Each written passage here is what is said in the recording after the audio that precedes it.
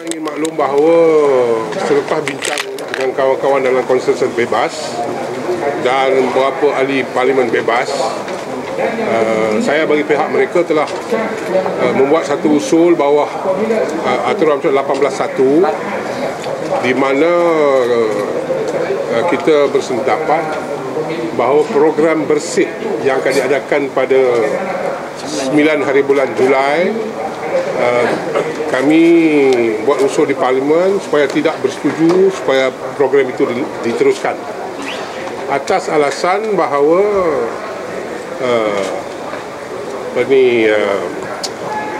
program demonstrasi jalanan ni tidak sihat dan akan beri masalah daripada keselamatan negara. Jadi kita perlu bahawa dibincang di Parlimen oleh ahli Parlimen.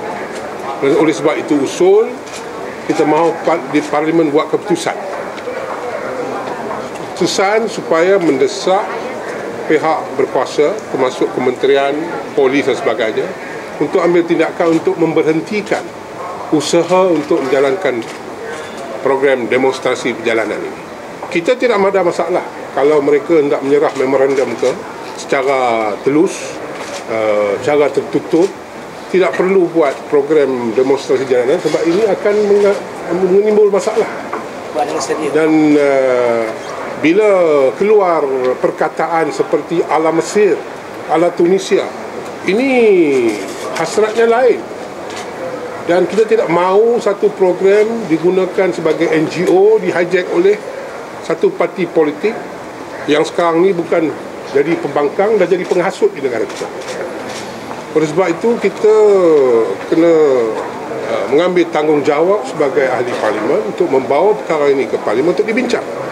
Saya telah serah kepada Tan Sri Ketua Speaker pagi tadi dan saya serah kepada untuk buat keputusan. Tapi saya mintalah sebab ini ada kepentingan ikut kalau syarat dia memang perkara tertentu, dia ada kepentingan kepada rakyat dan harus disegerakan sebab 9 hari bulan Julai ini terlalu terdekat. Kita tidak mahu porak-poranda berlaku di negara ini. Ini bukan demokrasi yang kita cari-cari. Jadi saya nampak bahawa program ini walaupun digelar sebagai program NGO, namanya bersih, tapi sebenarnya dengan niat kotor. Dan saya yakin dan percaya dia akan di-hijack oleh pihak pembangkang untuk kepentingan mereka dan saya bimbang kalau berlaku masalah dalam program itu. Okey, soalan.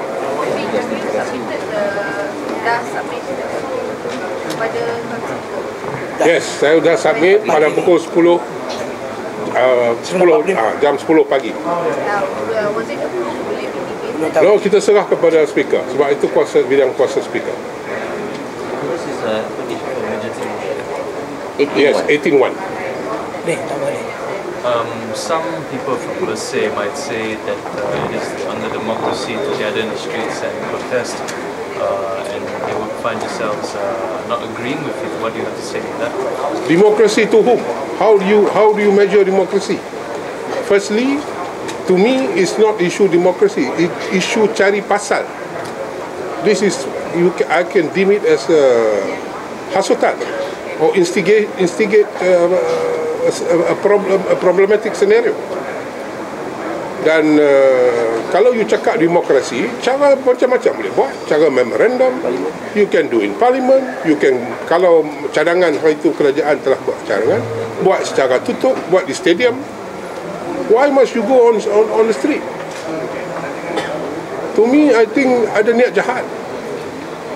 Kalau cadangan dia nak pergi atas jalanan. Dan pernah dikatakan oleh beberapa pegawai dalam Bersih bahawa ala Mesir. What does it mean? We are taking a preemptive decision here. Preemptive decision to make sure this thing don't happen. Kita tidak mahu negara kita jadi porak-poranda. Kalau dia seorang rakyat Malaysia yang sayang kepada negara, sebab ibu kata soalan tentang demokrasi. Demokrasi dia macam setiap orang ada kebebasan untuk bertindak. Dia bukan satu traffic, one way traffic. Jadi saya minta lah Ambega guna akal fikiran. Kalau sayang kepada negara, hentikanlah perkara ini. Jadi seorang rakyat yang bertanggungjawab. Dia tambah-tambah lagi dia sebagai peguam bekas Presiden Bar Council, dia patut ambil satu tindakan yang tahu undang-undang, yang jangan main isu-isu yang dianggap hasutan. Ini akan jadi berlaku masalah. Itu mesej saya kepada Ambega.